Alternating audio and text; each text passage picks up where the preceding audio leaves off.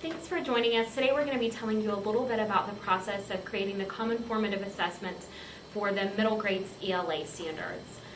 First, we wanted to tell you about the purpose behind the Common Formative Assessments and about unpacking the standards and all the important work that we've done this summer. First, we chose priority standards to narrow the focus not only of our assessments but of our instructions.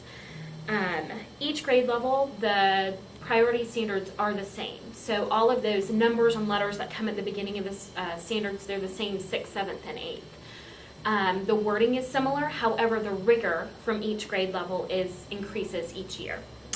Also, priority standards were identified by determining which standards were the building blocks, which ones had overarching themes and ideas that other standards could fall underneath and be supported with those overarching priority standards.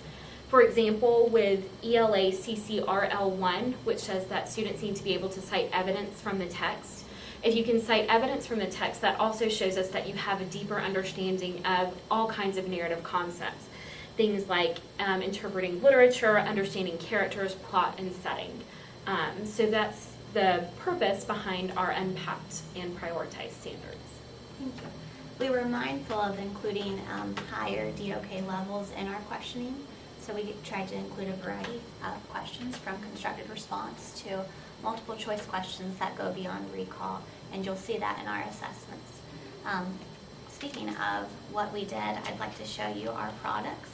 So I'm going to start by showing you the curriculum pacing guide for, this is 7th grade, but you'll have one for each of the 3 grades in middle school. The power standards, as she mentioned, are in red, and they do reoccur each 9 weeks. To access the curriculum map, you can go to the district website and look under curriculum and instruction. So that will be on the district website, convenient for your use.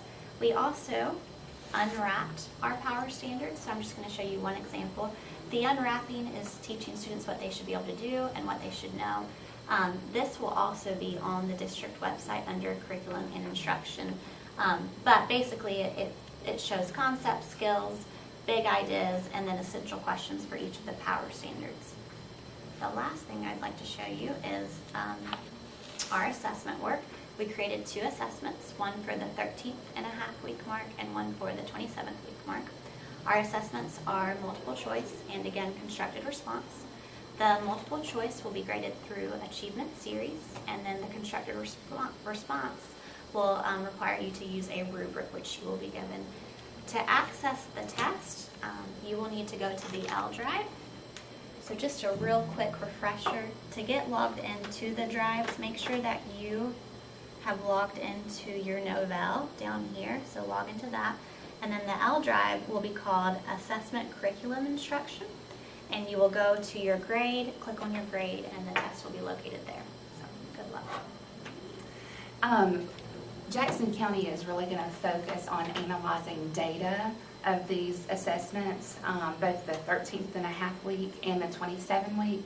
And something we want to make sure you guys know is that all 504 and SPED accommodations apply when the kids are taking these tests. So all of those accommodations will apply.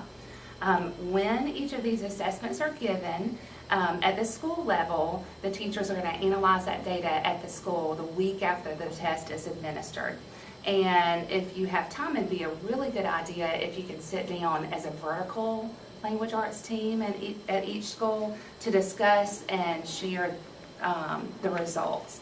After that, the data will be shared district-wide, but we want to make sure you guys know that they told us this is not to be used as a comparison for grade levels or comparison between schools.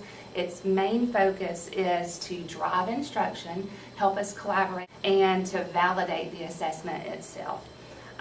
We are not going to be taking the PARCC assessment anytime soon, but at Jackson County, we're all committed to preparing our kids for those more rigorous next generation tests. From Sarah and Brooke and I, we hope you have a wonderful school year, and just remember, we're in this together.